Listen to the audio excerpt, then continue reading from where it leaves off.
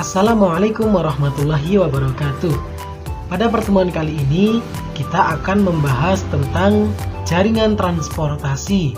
Nah, kalian diharapkan mampu menganalisis jaringan transportasi dengan peta dan atau citra penginderaan jauh serta sistem informasi geografi.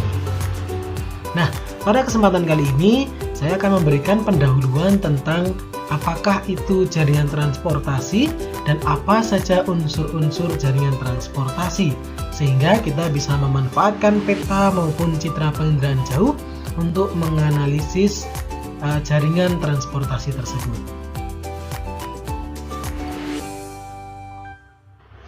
Jika kalian perhatikan, ini adalah contoh gambar tentang jaringan transportasi, yaitu jalan raya. Nah, dengan gambar ini ternyata kita bisa melihat beberapa hal, yaitu tentu saja adanya perubahan-perubahan yang terjadi pada gambar pertama maupun pada gambar yang kedua. Nah, inilah yang akan kita bahas pada pagi hari ini maupun pada kesempatan kali ini, yaitu kalian bisa memanfaatkan peta ini untuk melihat perubahan maupun untuk menganalisis jaringan transportasi yang ada di sekeliling kita maupun yang ada di sekitar kita.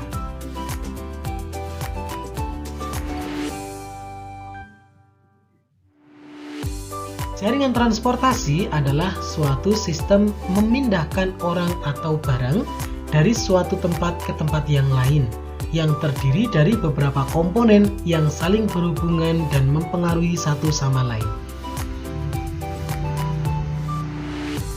Nah, ini dia komponen-komponennya. Kita bisa melihat di sana ada benda yang akan digerakkan, yaitu bisa manusia, bisa barang. Lalu ada komponen yang lain, yaitu sarananya atau modanya, bisa mobil, kereta api maupun pesawat terbang.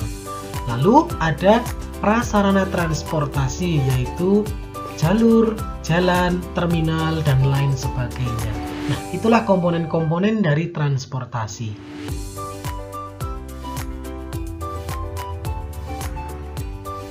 Ada pula yang menyampaikan definisi lain tentang transportasi adalah usaha meningkatkan, menggerakkan, mengangkut, atau mengalihkan suatu objek dari suatu tempat ke tempat yang lain, di mana tempat lain ini objek tersebut lebih bermanfaat atau dapat berguna untuk tujuan-tujuan tertentu. Jadi kalau yang kedua ini bukan membahas tentang komponennya, tetapi membahas tentang manfaat dan tujuannya. Baik, kita bahas ada dua parameter utama yang menjadi pedoman dalam menentukan jaringan transportasi. Nah, ini nanti kalian juga bisa mengembangkan dengan peta dan penginderaan jauh. Yang pertama ada aksesibilitas, dan yang kedua ada bangkitan dan pergerakan. Maksudnya seperti ini, aksesibilitas adalah konsep yang menggabungkan sistem pengaturan ruang secara geografis dengan sistem jaringan transportasi yang menghubungkannya. Sedangkan bangkitan adalah tahapan perencanaan transportasi dan memperkirakan jumlah pergerakan yang berasal dari suatu zona dan jumlah pergerakan yang tertarik ke suatu zona. Jadi seperti ini. Kalau aksesibilitas ini lebih ke kemudahan, nanti prasarananya, misalnya adanya jalan yang bagus, adanya moda transportasi. Sedangkan bangkitan dan pergerakan ini adalah faktor yang mempengaruhi, misalnya kenapa kok manusia itu lebih ingin ke sana, ingin menuju ke satu tempat. Nah, ini yang disebut akses dan bangkitan serta pergerakan. Nah, faktor yang menentukan aksesibilitas, bangkitan, dan pergerakan ada yang pertama, peruntukan penggunaan jalan. Yang kedua, jarak dari pusat pergerakan. Yang ketiga, pemilihan moda perjalanan. Yang keempat, maksud perjalanan yang dilaksanakan.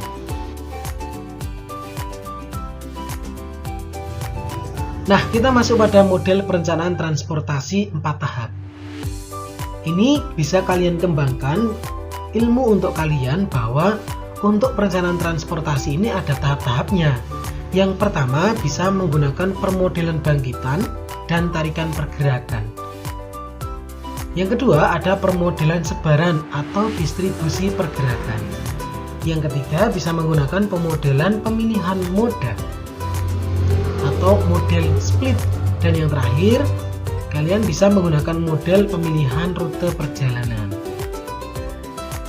Nah, jadi intinya adalah ternyata ada beberapa pengaruh atau ada yang mempengaruhi model perencanaan. Bisa perencanaan ini lebih menekankan pada bangkitannya atau pada distribusinya atau pada moda transportasinya atau pemilihan rute perjalanan.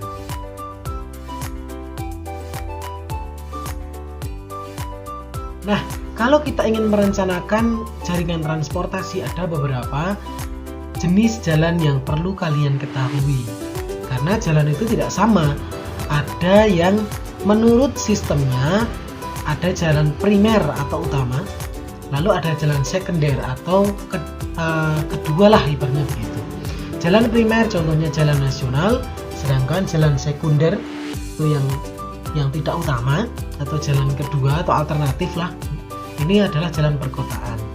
Lalu menurut fungsinya ada jalan artileri yaitu untuk perjalanan jauh, ada jalan kolektor yang untuk perjalanan sedang, ada jalan lokal untuk perjalanan dekat, dan ada jalan lingkungan yaitu hanya di lingkungan tertentu.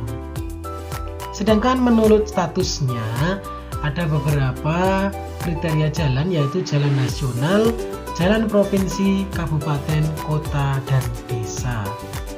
Nah, ketika nanti kalian ingin merencanakan pembangunan jalan, maka coba perhatikan, coba lihatlah jalan yang mana yang akan kalian tempuh. Tentu saja itu nanti dilihat dari fungsinya maupun dari model yang sebelumnya kita bahas tadi.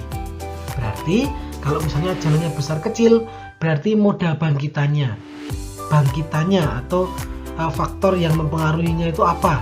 Besar tidak. Nah, maka kalian bisa menentukan jenis-jenis jalannya. Lalu ada juga aspek penting yang mempengaruhi kemacetan lalu lintas. Ini perlu kalian perhatikan ini. Sehingga harapannya kalian bisa menentukan atau bisa membuat atau bisa merencanakan jalan supaya tidak macet. Yang pertama, kita lihat lingkungan jalan atau pengguna lahan, sisi lahan. Adakah warung-warung atau misalnya pedagang kaki lima yang mempengaruhi kemacetan? Nah, ini harus dibereskan. Lalu ada pelayanan jalan. Misalnya ini adalah nanti kalau misalnya mau masuk tol, ini antri atau tidak, kurang atau tidak. Karena kalau kurang ya nanti bisa macet juga. Lalu ada volume lalu lintas. Banyak sedikitnya motor maupun kendaraan yang lewat. Lalu ada kapasitas jalan. Ini terkait besar kecilnya jalan, muat tidak jalannya kalau digunakan untuk kendaraan yang seperti kalian rencanakan.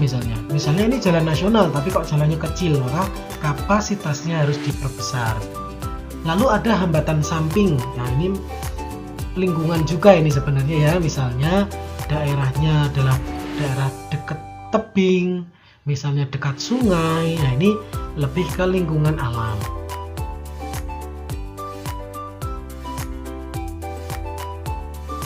Nah, lalu apa manfaatnya peta maupun penginderaan jauh dalam penggunaan kajian transportasi ini?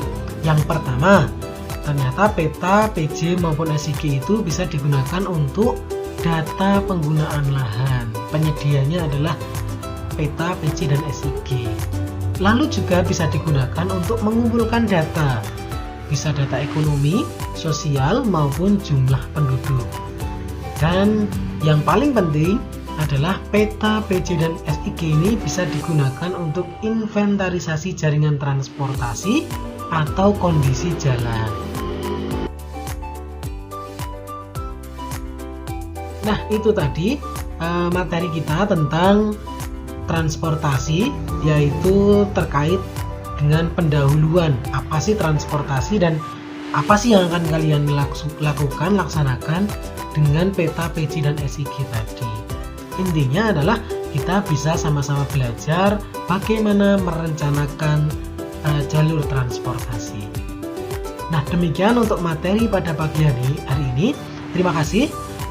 Kalian coba untuk mengerjakan soal yang harapannya bisa menambah keilmuan kalian dan juga bisa mengasah keilmuan kalian. Kita akhiri. Assalamualaikum warahmatullahi wabarakatuh.